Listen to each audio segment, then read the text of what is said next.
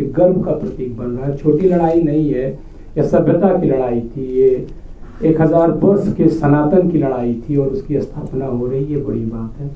दूसरे वक्ता के रूप में हमारे सामने डॉक्टर अजीत पुलिस जी हैं, अच्छे व्यक्ति हैं, प्रोफेसर के हम लिखते पढ़ते जरूर हैं। सीवी बनाने के लिए चूंकि नौकरी लेनी होती है तो सीवी भी बढ़ानी होती है, लेकिन प्रोफेसर का मात्र और मात्र एक ही परिचय होता है कि जब वो बोलता है तो उसके शब्द विद्यार्थियों के मन में कितने देर तक रुकते हैं, श्रोता के मन में कितने देर तक रहते हैं।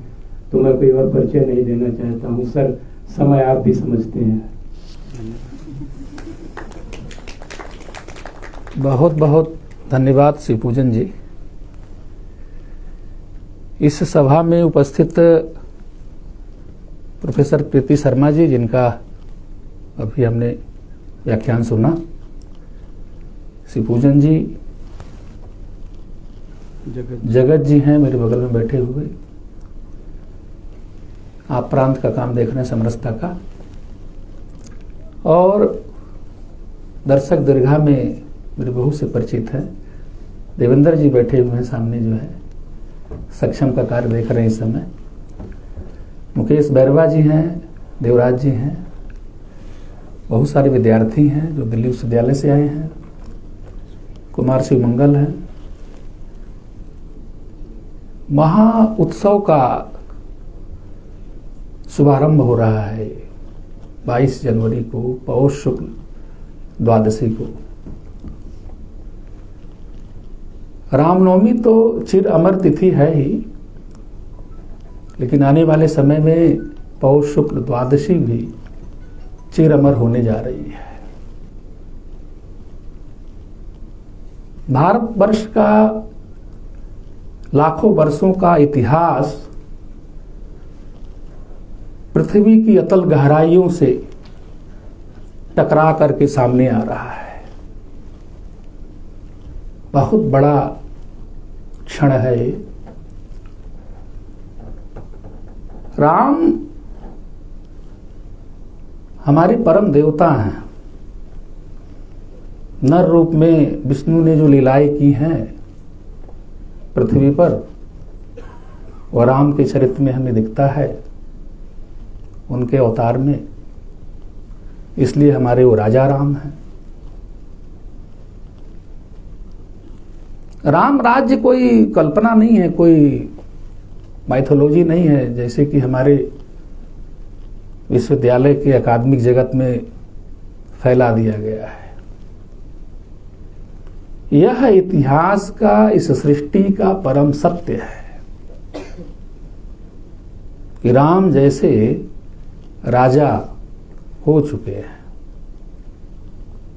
जो विष्णु के अवतार थे, नर रूप में थे। रघुकुल में उन्होंने जन्म लिया था। रघुवंश में कालिदास ने पूरे रघुवंश की पीढ़ी दी हुई है कि किस क्रम में राम आए हैं। इक्ष्वाकु से लेकर के अग्निवर्ण तक का पूरा इतिहास है रघुवंश में। विक्रमादित्य ने कहा जाता है कि राम का मंदिर बनवाया था अयोध्या में,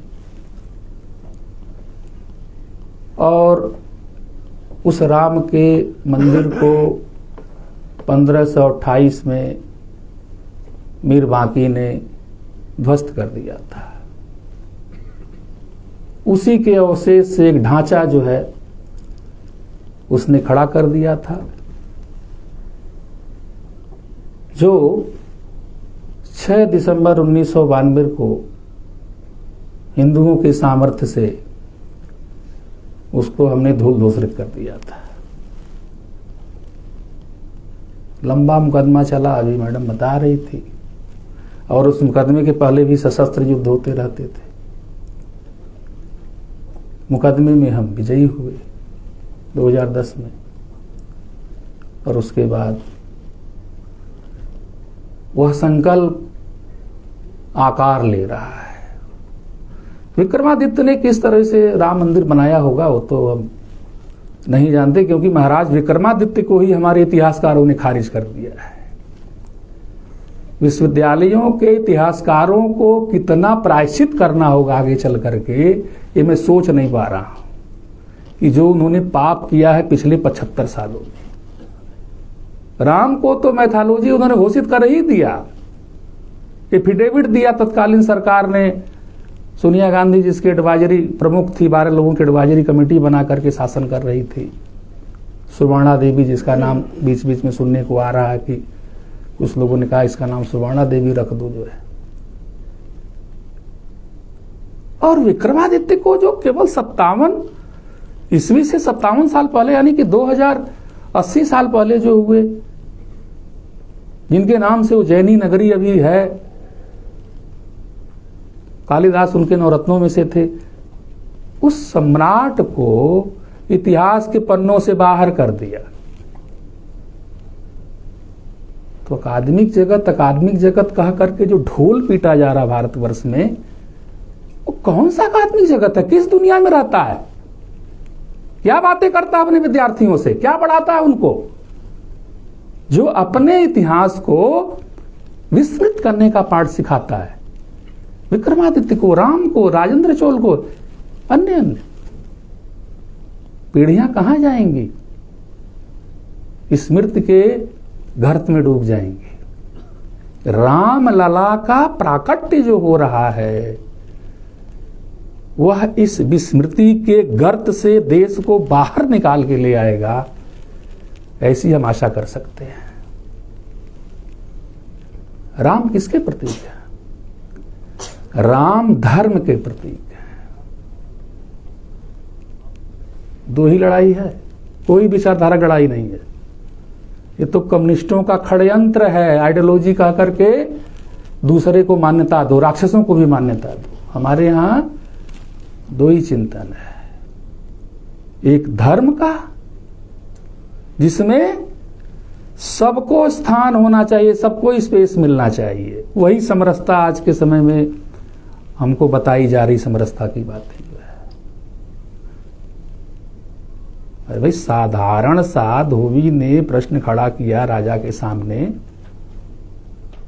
और राजा को उसकी बात को मानना पड़ा। अर्थात साधारण व्यक्ति भी राजा से अपनी बात कह सकता है, उसकी बात की भी सुनवाई होनी चाहिए। यही तो समरसता है, यही तो नागरिक अधिकार है जो राम राज्य दिलाता है। भारत का पिछले 75 वर्षों से जो शासन करने का ढंग चल रहा है, तरीका चल रहा है, वो भारत की परंपरा का शासन थोड़ा है कि जिसमें सर्वानुमति लेकर के कोई निर्णय लिया जाए। वो तो बहुमत का शासन है।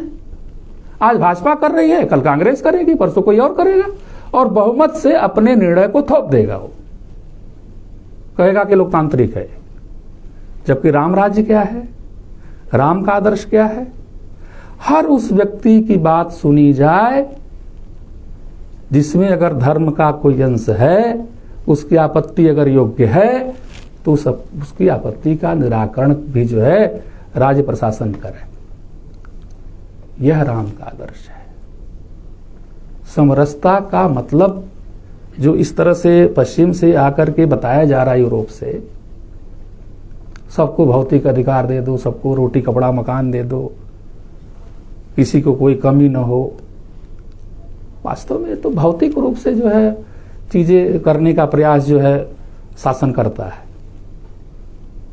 उसका एक पक्ष और है,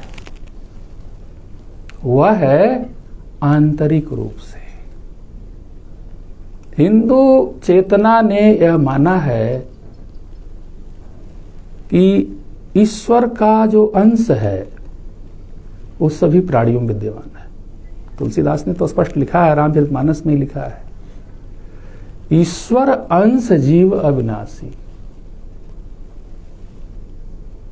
अर्थात परमात्मा के यहां कोई छोटा बड़ा नहीं है, बराबर है वो। क्यों? क्योंकि उसके आत्मा में उसी परमात्मा का प्रकाश है। सामाजिक व्यवस्थाओं को चलाने के लिए हमारे समाज में तमाम तरीके से व्यवस्थाएं बनाई गई भौतिक रूप से, चारों वर्ण, तमाम जातियां, तमाम जो है पेशे, तमाम प्रकार के चिन्ह जो है भौतिक रूप से थे।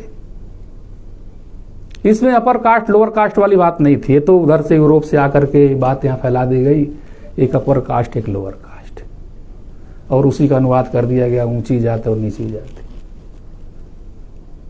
ये सारी चीजें भारतीय परंपरा की नहीं है।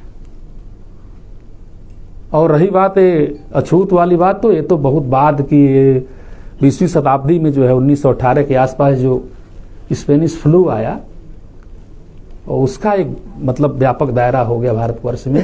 तो जैसे अभी कोरोना में हम लोगों ने एक दूसरे को देखना छोड़ दिया था और छूना छोड़ दिया था कि अरे ना ना ना रोग हो जाएगा और वही हो जाएगा। अभी छोटा सा भी जो आया तो सारा भाईचारा भूल गए सब लोग।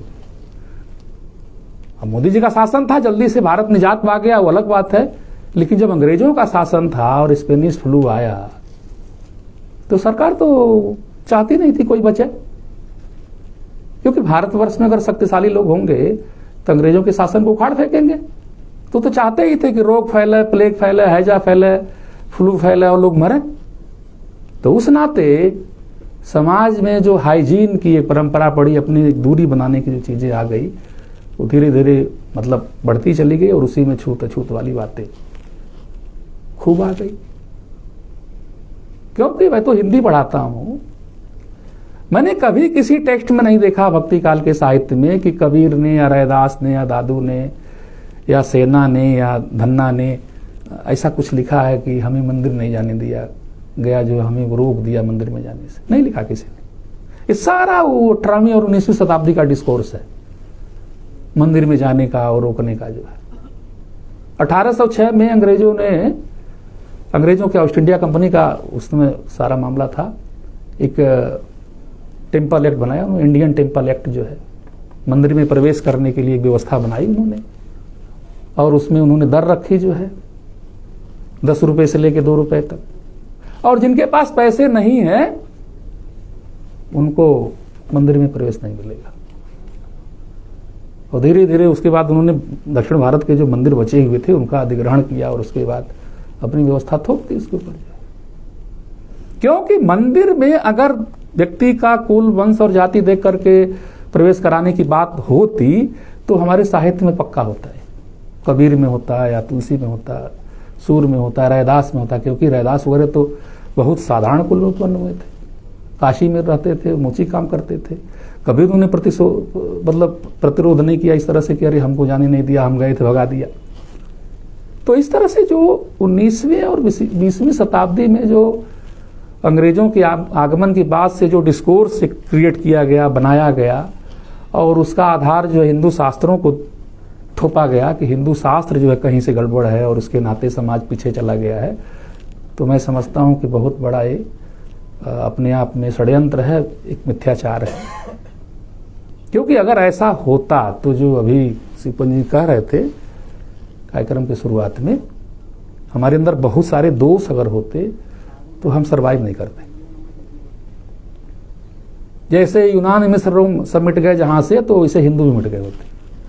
लेकिन कुछ गुण थे, और वह गुण था समस्त समाज को लेकर के चलने का।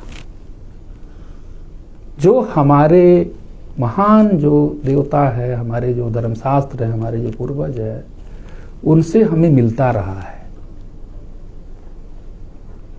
श्री राम लला का जो मंदिर बन रहा है,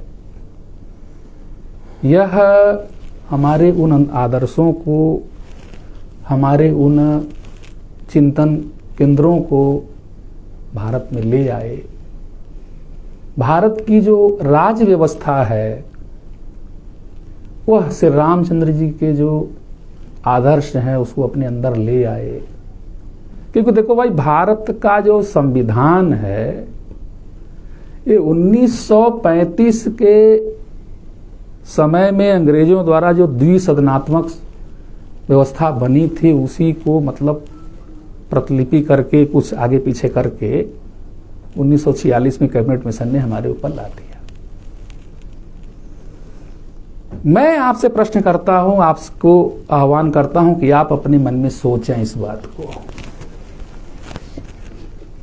कि जो व्यवस्था, जो संविधान हमें नष्ट करने के लिए अंग्रेज बना रहा है,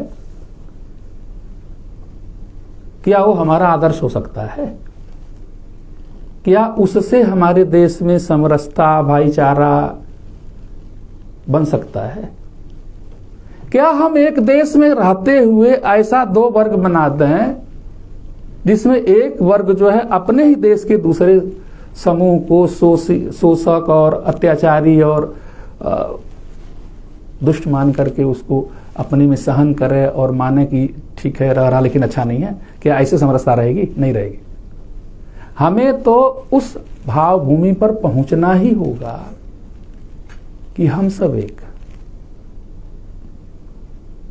ये जो 19वीं और 20वीं शताब्दी का जो गढ़ा गया डिस्कोर्स है, जो हमारे यहाँ लाद दिया गया और बराबर राजनीतिक दलों के नेता जो है उसको दोहराते रहते हैं सभाओं में कि 5000 वर्षों से इसी देश का एक समूह दूसरे समूह पर अत्याचार करता रहा है, जिसका कोई आधार नहीं है, जिसका कोई डॉक्यूमेंटेशन नहीं है, लेकिन उसको बार बार दोहराते रहते हैं।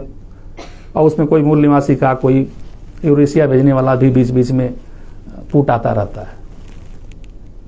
ग्रंथों को जलाने की भी बात होती रहती है। समरसता ऐसे नहीं आएगी। समरसता आएगी सत्य का अनुसंधान करने से, और सत्य का अनुसंधान करने के लिए हमें इतिहास से, साहित्य से गुजरना पड़ेगा, गहरा अध्ययन करना पड़ेगा। अरे भाई सीधी सी बात है, मैं आपको समरसता का एक उदाहरण दे रहा हूं, राजनीतिक उदाहरण दे रहा हूं।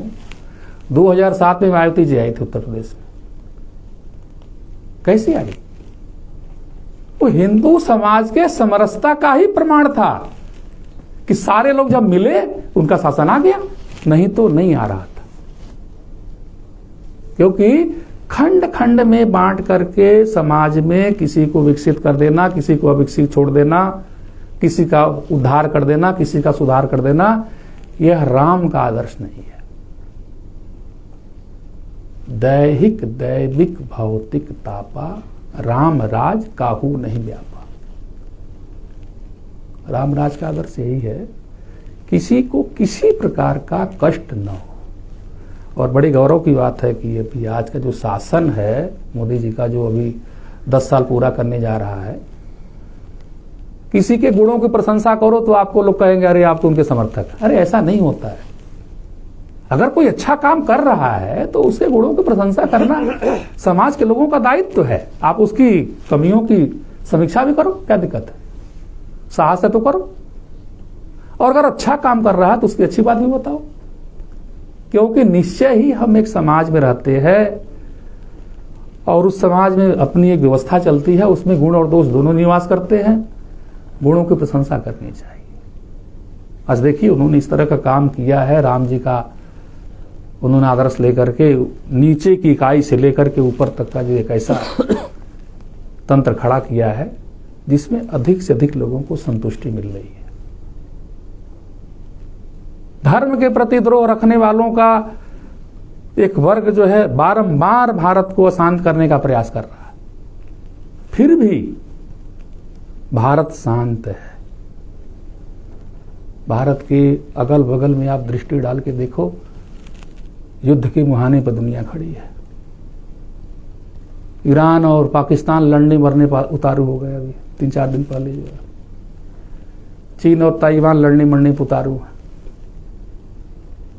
अमेरिका हाउती संगठनों पर गोलाबारी कर रहा, गिरा रहा रॉकेट वगैरह जो है। इजराइल हमास लड़ रहे हैं। कहीं शांति दिख रही है? भारतवर्ष उसके बावजूद जो है आंतरिक रूप से अपने को संगठित करके उन्नति कर रहा है। क्यों कर रहा? क्योंकि भारत का समाज अब नेताओं की बात को सुनकर के ब्रह्मवाक्य नहीं मानता है। पहले थोड़ा सा कुछ समय उसने मान लिया था कि भारत का नेता विचारक है और वो चिंतक है, उसकी बात को मान करके उसी रूप में रहना चाहिए, लेकिन धीरे धीरे छोड़ रहा है। उसको मालूम हो गया कि नेता लोग झूठ भी बहुत बोलते हैं। तो उसमें से फिल्टर कर रहा हो, और उसका परिणाम ये है कि हम अपने इतिहास, अपनी संस्कृति, अपनी साहित्य की ओर लौट रहे हैं। गहन मंथन का दौर चल रहा है, और इसके मूल में जो अभी प्रोफेसर प्रीति बता रही थी कि जो अयोध्या का जो राम जन्मभूमि मुक्ति अभियान जो चला 1989 से जो है, उसका बहुत बड़ा योगदान है। विश्व का संभवतः यह पहला ऐसा मूवमेंट है, आंदोलन है, जिसमें कोई हिंसा नहीं हुई है। जबकि आंदोलन होते हैं 100-200 आदमी को अगर लेकर के आप चलिए तो भीड़ जो है दुकानों को लूटना और मारना पीटना शुरू कर देती है। लेकिन राम मंदिर आंदोलन ऐसा है, लाखों लाख कार सेवक चले, उन कार सेवकों की हत्या भी हुई। कोठारी बंधुओं को तो निकाल के मार दिया था मुलायम शासन के पुलिस ने जो है, कहते हैं कि वो होटल में थे और उनको निकाल के हत्या कर दी। लेकिन और भी कार सेवक मारे गए, पूरा जमुना ये सरयू जो लाल हो गई। लेकिन कार सेवकों ने किसी से कोई प्रतिशोध नहीं लिया। हाँ, थोड़ा सा लिया, जब वो गोधरा में जलाया गया तो थोड़ा सा लिया उन्होंने, और स्वाभाविक है, रिएक्शन तो होता है। लेकिन अयोध्या आंदोलन में जो इतना बड़ा कार सेवा हुआ 1989 से लेकर के 92 तक जो है, किसी कार सेवक ने किसी नागरिक को, किसी मस्जिद को कोई क्षति नहीं पहुंचाई, क्योंकि केवल आग्रह यह था कि हमें हमारे राम का वो स्थान चाहिए। मेरी तो ननिहाल ही वहीं अयोध्या में है, कनक भवन और सीता रसोई में तो मैं लेटा हूं, छोटा जब था तो। और वो अयोध्या आज अपने गौरव को प्राप्त कर रही है, और मुझे तो लग रहा आपको साझा भी कर रहा हूं, भारत की संस्कृति का केंद्र अयोध्या रहा है, बहुत लंबे समय तक रहा है। उगल मुगल को तो 3 पीढ़ियां में खत्म हो गए। वो बाबर गिरते पड़ते मर गया, और उसके बाद जो है हुमायूं भी ऐसे चला गया, अकबर को भी राणा प्रताप पीटते रहे, औरंगजेब को शिवाजी पीटते रहे, कभी ठहर नहीं पाए।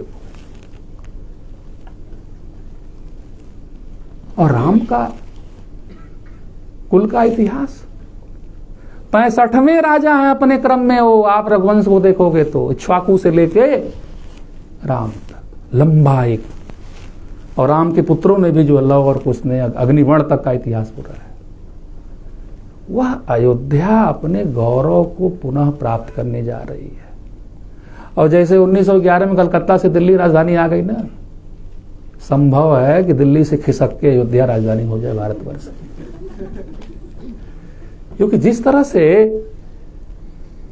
राम के प्रति लोक का स्नेह जो है बढ़ रहा है, वो अद्भुत है। संकेत आ गया है श्री पूजन जी का, 1 मिनट में और लूंगा आपसे। अभी मैं अखबार पढ़ रहा था एक दिन, पता चला कि वहां अमेरिका में जो है पूरा कार रैली निकाला हिंदुओं ने जो है, और भारतवर्ष का तो चप्पा चप्पा जो है, बच्चा बच्चा राम का जैसे जन्मभूमि के काम का नारा दिए थे हम लोग 1989 में, तो आज फिर वो दृश्य दिखाई दे रहा है। और उसके जो मूल में है वो वही है। देखो, यूरोप को समरस होना पड़ेगा, क्योंकि वो समरस नहीं है। वहां रंग भेद है, वहां स्त्री को, स्त्रियों में आत्मा नहीं मानते उसको, मतलब कोई तो खेती मानता है उसको, जो है खेती है उसको आओ जाओ। अब भारत तो समरस है ही। हाँ, यहां पर 90 साल तक अंग्रेजों का जो शासन रह गया, और उसमें उन्होंने जो झूठ मूठ बातें फैला दिया जो है, गढ़ करके आर्य बाहर से आए, द्रविड़ यहां रहते थे, और ये शेड्यूल है, ये फला ऐसे कहा कि उन्होंने जो बातें फैला दी, जिसके दुष्चक्र में भारतवर्ष कुछ समय फंस गया था, लेकिन अब निकल गया है। तो हम तो मूलतः समरस हैं ही, और समरस हम उस रूप में हैं क्योंकि हम एक घोषणा करते हैं, ईश्वर अंश जीव अविनाशी। अरे जब परमात्मा का अंश हर जीव के अंदर है, यहां तक कि सांप के अंदर भी है, मैं मनुष्य की बात नहीं कर रहा हूं, सांप को भी मारने का प्रयास नहीं करते अगर वो भाग रहा है तो कहते भी जाने दो इसको, भाग रहा है छोड़ दो, वो डटके जब लड़ने आता तब मारते हैं।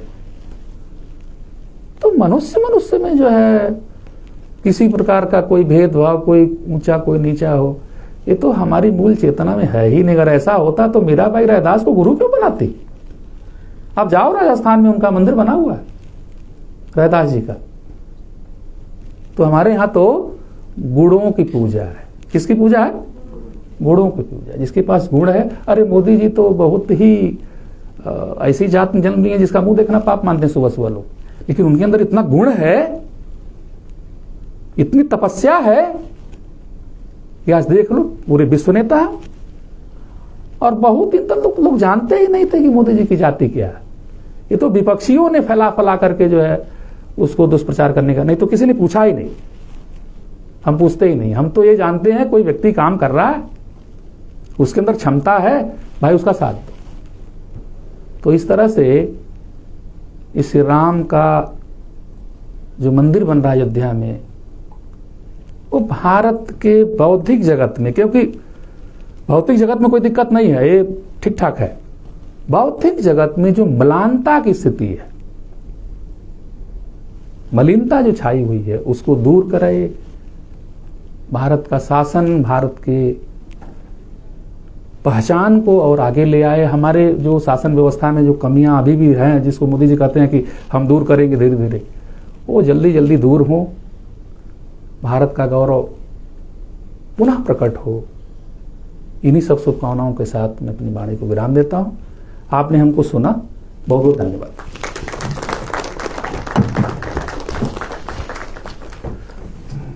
समय क्या हो गया? 4:20 है।